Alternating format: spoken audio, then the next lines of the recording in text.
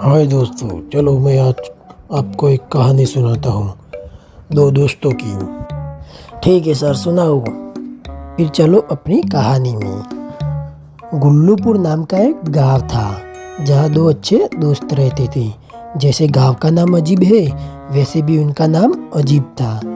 तो एक का नाम था गुल्लू और दूसरे का नाम था चुल्लू।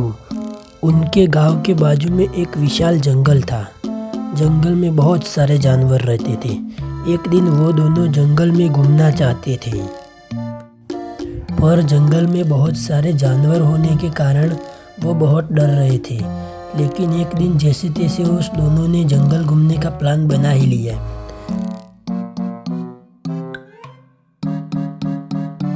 देख गुल्लो, हम दोनों जंगल की सैर करना तो चाहते हैं, तो क्यों ना हम दोनों एक दिन जंगल घूम आए। और जंगल घूमना तो मेरा बचपन का सपना है, तो क्यों ना हम दोनों एक दिन जंगल घूम आए। हाँ चुल्लू, जंगल तो मुझे भी घूमना है, लेकिन घर पे हमारी बीवी अकेली है, तो क्यों ना हम दोनों उनको साथ ले जाएं।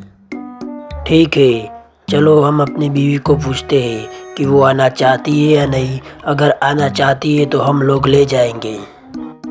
फिर वो दोनों अपने घर की तरफ जाने लगे और आज तो मन ही मन में बहुत खुश थी कि शाम को हमें जंगल घूमने जाना है। थोड़ा चलने के बाद वो अपने घर की तरफ पहुंचने ही वाले थे।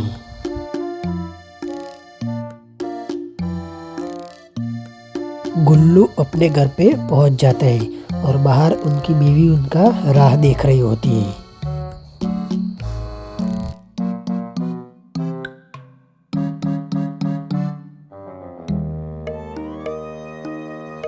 अरे रमा, आज मैंने और मेरे दोस्त चुल्लू दोनों ने जंगल घूमने का सोचा है। जो हमारे गांव के बगल में जंगल है वहाँ। क्या तुम साथ में आना चाहती हो? तो बताओ, हम दोनों तुमको भी साथ ले जाना चाहते हैं और मेरा दोस्त चुल्लू भी उनकी बीवी को साथ लाना चाहता है। ठीक है, चलो। अब जंगल घूमना सोच ही लिया है तो साथ तो आना ही पड़ेगा ना। फिर चुल्लू भी अपने घर पे पहुंच जाता है और बाहर उनकी बीवी राह देख रही होती है। अरे, आज तुमने की देर कर दी घर पे आने में। मैं कब से तुम्हारी राह देख रही हूँ। अरे भाग्यवान, आज मेरा दोस्त गुल्लू मिल गया था और हम दोनों ने जंगल की सैर करने का फैसला किया है। तुम्हें भी आना है, जल्दी जल्दी तैयार हो जाओ। और फिर चुल्लू गुल्लू के घर पे जाने के लिए निकल जाता है। अरे रमा, तुम शाम को फटाफट तैयार हो जाना, हमें जल्दी जल्दी निकलना है। तुम देर मत करना, नहीं तो रात हो जाएगी। अरे नहीं नहीं जी, तुम बोलो अभी निकलना है तो मैं तो अभी तैयार हो जाती हूँ। और फिर उनका दोस्त चुल्लू भी उधर पहुंच जाता है। अरे गुल्लू, तुम अभी तक तैयार नहीं हुए क्या? अरे नहीं नहीं, मैं तो तैयार ही हूँ, बस निकलने ही वाले थे। और फिर वो अपने घर पे पहुंच जाता है। घर पे पहुंचते ही अपनी बीवी को नाचता देखते हुए बहुत खुश हो जाता है। अरे भाग्यवान, तुम क्यों इतना खुश होके नाच रही हो? आज हमें घूमने जाना है, इसलिए मैं तो मन ही मन में बहुत खुश हूँ, इसलिए मैं नाच रही हूँ। हाँ ठीक है, चलो अब जल्दी करो और हमारा सामान पैक करो। हमें जल्दी निकलना है, नहीं तो रात हो जाएगी। और फिर सीमा अपना सामान पैक करने घर में जाती है। देर ना हो जाए इसलिए सीमा जल्दी जल्दी सामान पैक करके वापस आती है।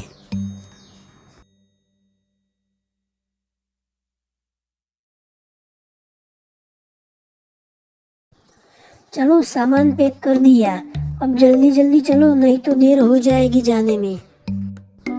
और फिर दोनों घर से निकल जाते हैं जाने के लिए। अरे रमा, जल्दी करो, हमें देर हो रही है, नहीं तो रात हो जाएगी हमें जाने में। फटाफट अपना सामान पैक करो। और फिर रमा अपना सामान पैक करके जल्दी जल्दी वापस आती है।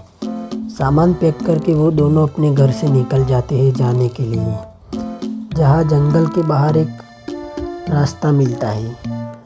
दोनों दोस्त वहाँ आमने सामने एक दूसरे से मिलते हैं।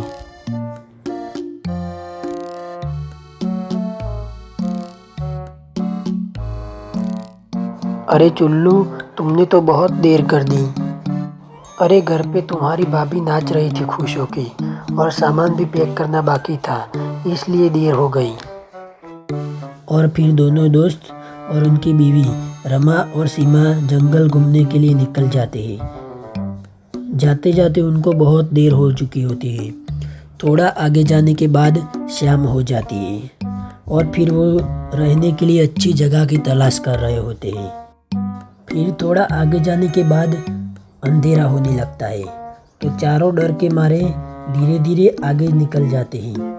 थोड़ा आगे जाने के बाद रात हो जाती है। चारों एक अच्छी सी जगह की तलाश कर रहे होते हैं जहाँ वो रात को सो पाए।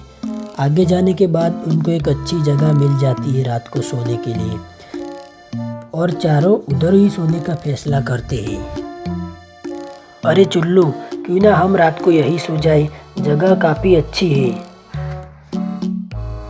ठीक है, चलो इधर ही सो जाते हैं। हमें तो सिर्फ 4-5 ही घंटे सोना है ना, हमें यहाँ पूरा ज़िंदगी इधर रहना है। चलो सो जाते हैं।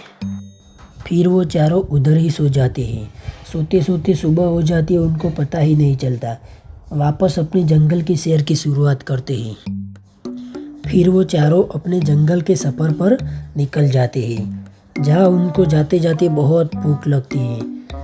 वो खाने के लिए एक अच्छी सी जगह की तलाश कर रहे होते हैं, जहाँ थोड़ा आगे जाने के बाद उनको दोपहर का खाना खाने के लिए जगह मिल जाती है, जहाँ वो चारों उधर बैठ के खाना खाने लगते हैं।